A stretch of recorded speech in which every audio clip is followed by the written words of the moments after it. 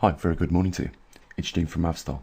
I wanted to begin today on just going over a few things, sharing a few ideas with you, which we know now is becoming harder and harder to do with, the Disinformation Act and policies now relating to anybody talking about such things that doesn't fall in line with the hymn sheets, let's say that, of countries that make up the United Nations. Then they will feel the full force of that toolkit now that is in place, the legal toolkit, to shut them down, shut them up.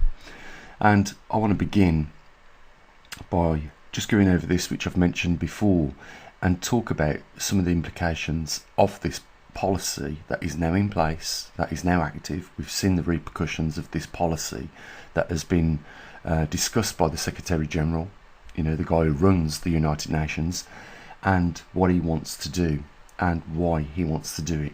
So the Secretary General's opening remarks at the press briefing on policy brief and on information of integrity of digital platforms on the 12th of June 2023 reads like this: the proliferation of hate and lies on the digital space is causing grave global harm. Now it's fueling conflict, death and destruction. Now it's threatening democracy and human rights. Now it's undermining public health and climate action now. So he clearly wants to target people who he considers are talking about disinformation on social media platforms like Twitter, TikTok, X, which formerly known as Facebook, and YouTube, and all the others. And we're seeing what is being done to Elon Musk, and there's a time scale now. They're saying that X won't be in existence within the next 6 months because they're going to go after him because he won't control, certain levels of information which they consider disinformation. But it's a double standard, it's a double-edged sword, and it's completely fine for them to lie to millions of people around the world. When it comes to topics like who funded the Wuhan virology department in China, well, most of us on social media platforms know it was funded actually by the American government and other governments around the world that had an interest in the weaponizing of bacteria and viruses and biological weapons. And of course, whether it was leaked out that department, that virology department, on purpose or by accident, the repercussions of that on the industries around the world were, exponentially disastrous. We're still picking up the pieces to this day.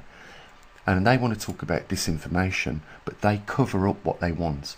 Another good example was the weapons of mass destruction in Iraq, taking nations to war with a country on the false pretext that they would find biological or chemical weapons that were capable of mass destruction. And of course, we all know that none of these things was ever found.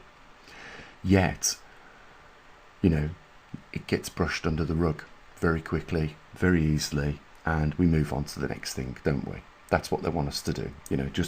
Don't look here, there's nothing to see, let's move on from that.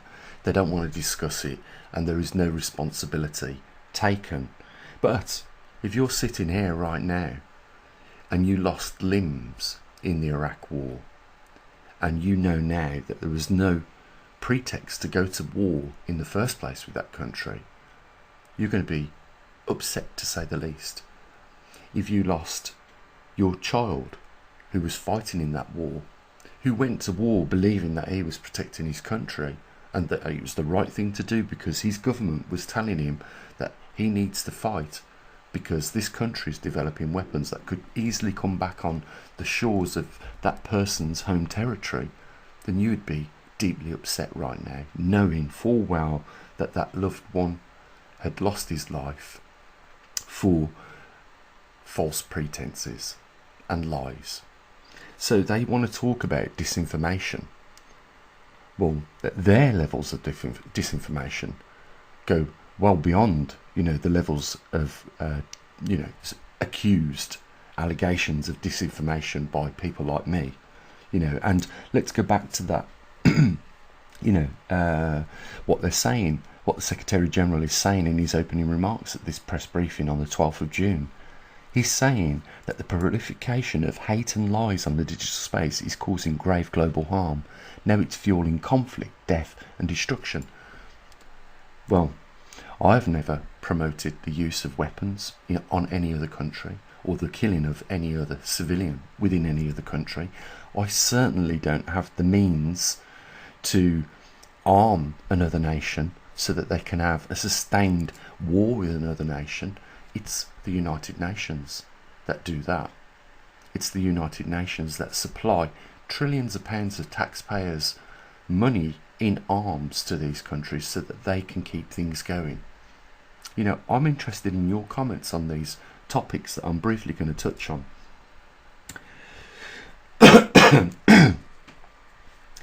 So,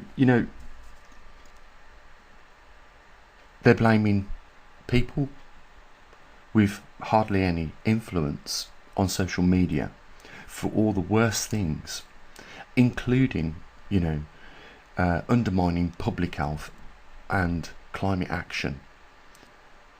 Well, we've discussed what their views are, and we've presented evidence, to rebut their claims. But they talk about this high-level expert group that are feeding them information that states that global warming is caused by CO2, climate change is caused by CO2.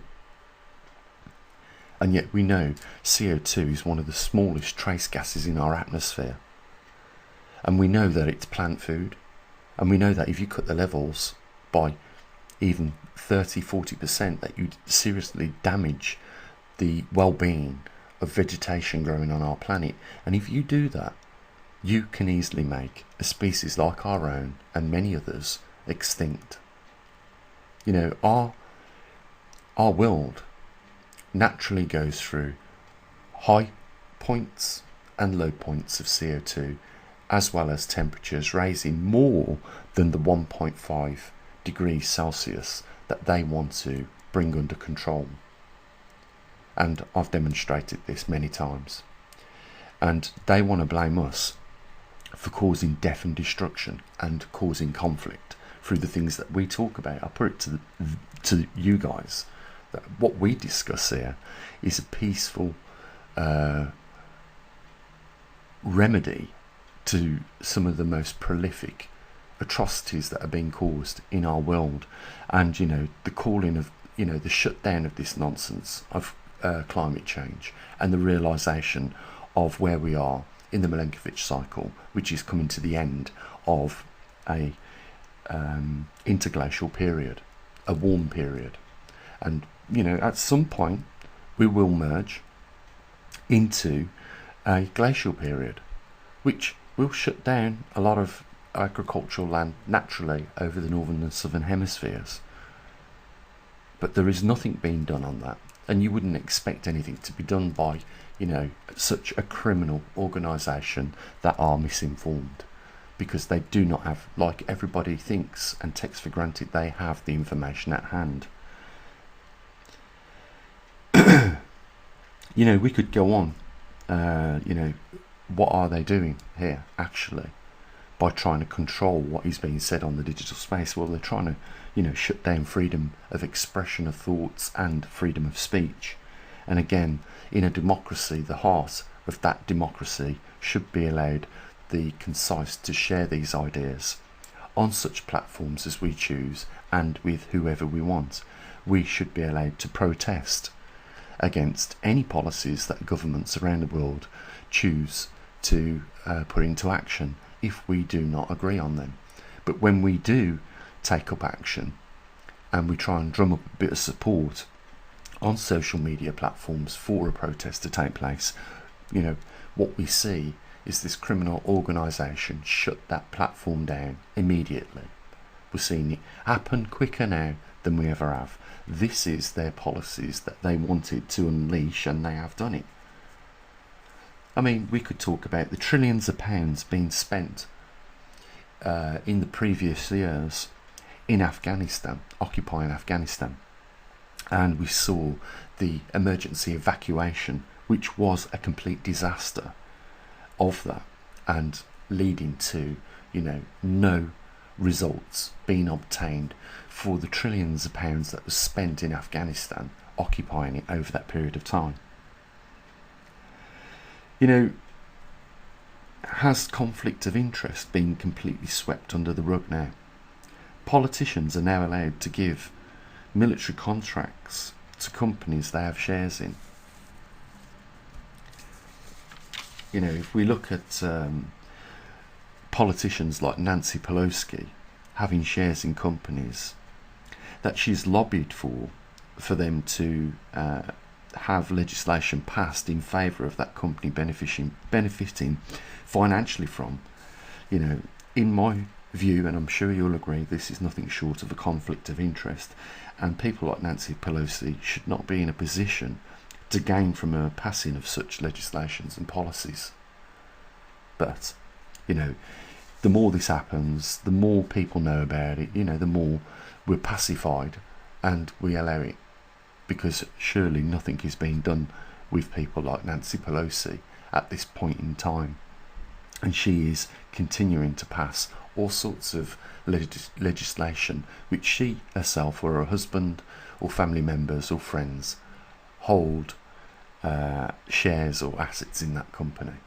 And of course, when you pass legislation off in favour of that company benefiting financially, then them shares are going to go up in value. And we know that Nancy Pelosi and her husband have benefited directly from this conflict of interest.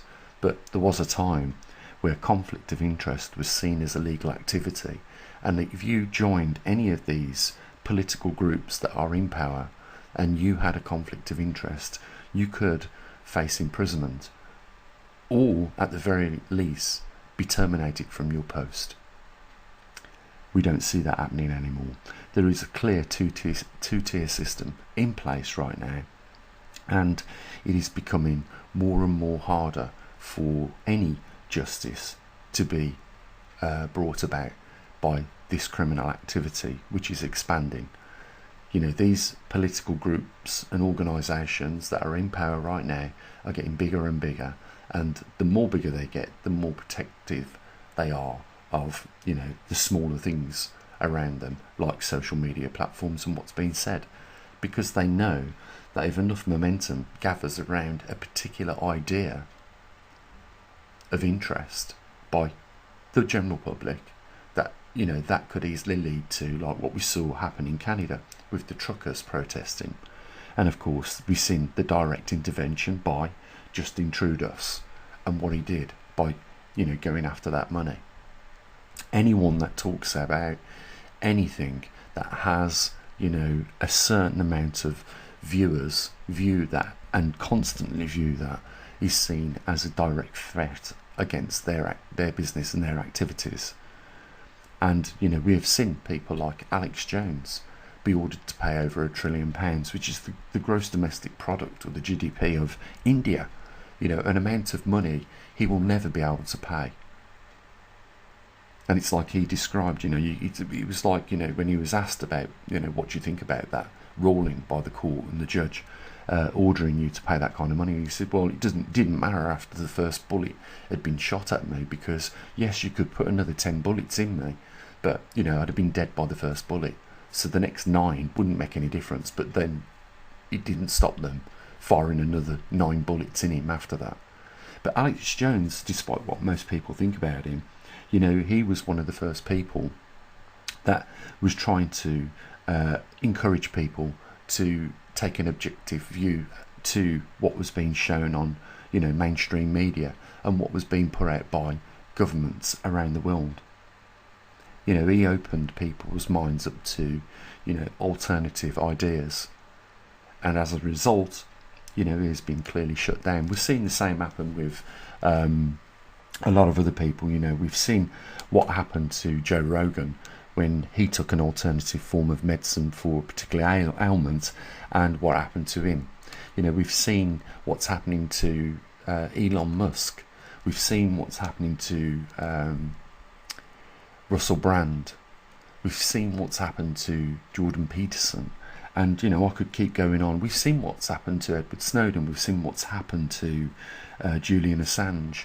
These are people that have spoke out against these criminal organisations, and as a repercussion, they have suffered personally as a result. And that's, what this criminal organisation does. They go after your money, they interfere with your public life, like with Russell Brand. They make up allegations of sexual abuse of some sorts, trying to discredit him. And it does work. There are a lot of people that still aren't woke up to this sort of behaviour by these organisations, by the mainstream media, and by politicians. The thing is, in my view, with they're now openly coming out and declaring, a war with, the individual, talking about things he is legally allowed to talk about, and sharing ideas.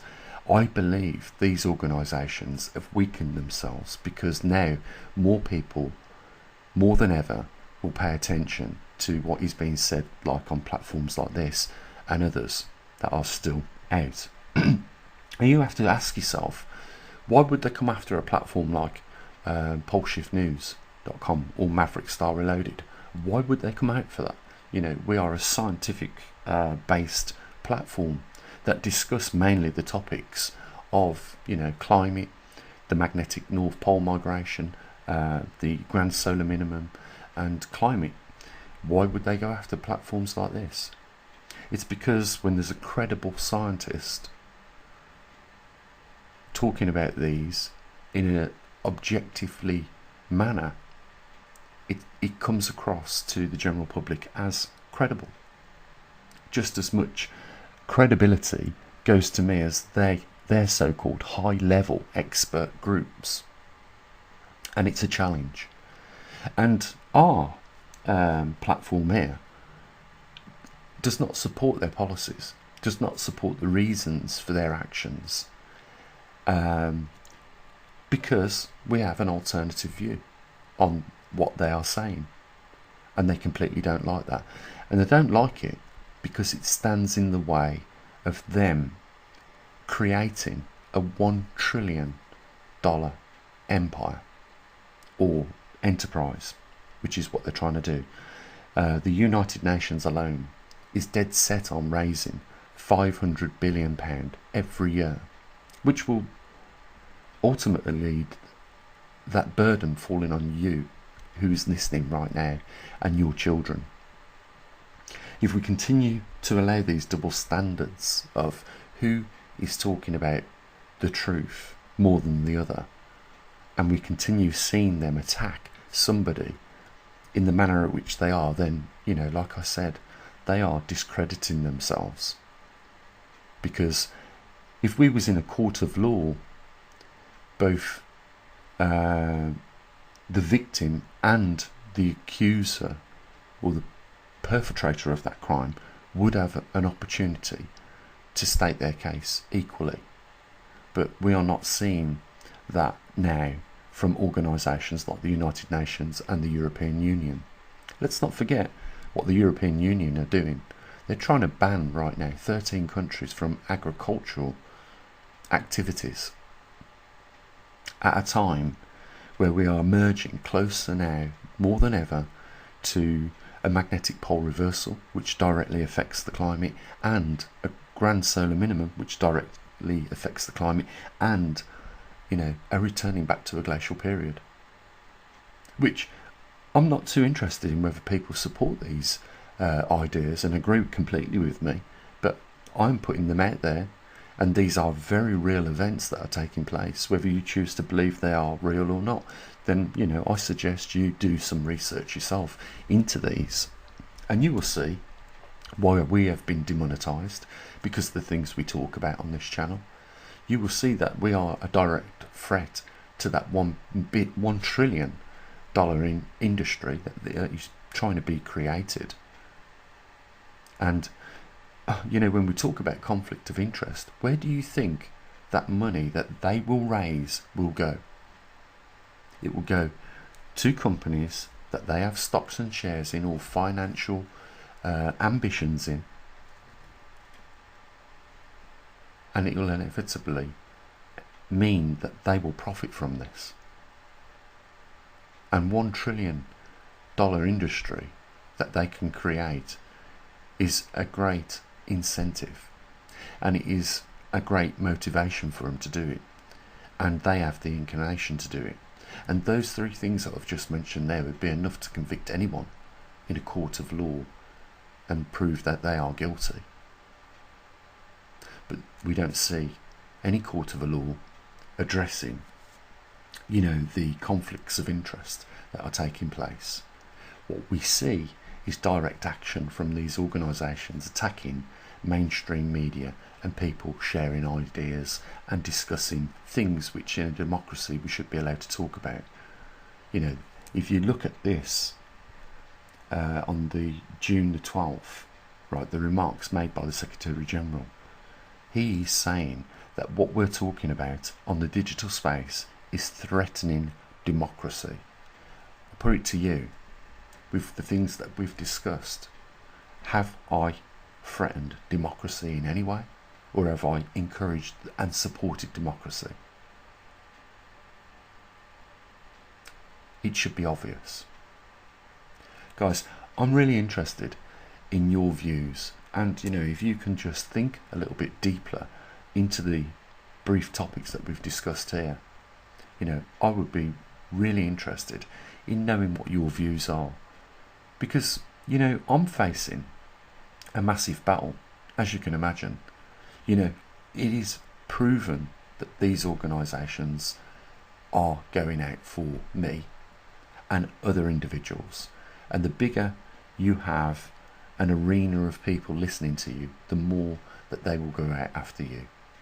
For instance, Russell Brand, not only has he been demonetised, they went for his money, but they also went out to discredit him by accusing him of sexual allegations going back 10 years ago, which, as I've mentioned before, would be a crime in itself, to leave something 10 years and then try and take up, justice.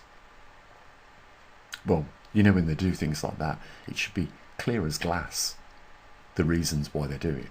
It's not because of the allegations, it's because of what he's talking about, and that is standing in the way of them and their $1 trillion empire in which they are trying to create, because it means if they are successful, they will be rich. And it is clearly, now more than ever, a system of screw the general public, let's just wax ourselves rich. And if we have to put our conscience in a closet and slam that door shut, because if you've got a conscience, you are not suited to this line of work, and you're not going to earn the money like we are. You will not own a yacht like we have. Very unfair times, to say the least, guys, is what we're at the moment. You can support organisations like us. There's a link down there in the description. You can become one of our patrons. If you want to stand on the right side of truth and justice in this day and age, then there should be no reason why you wouldn't want to support us. Simple as that. That's all I have to say.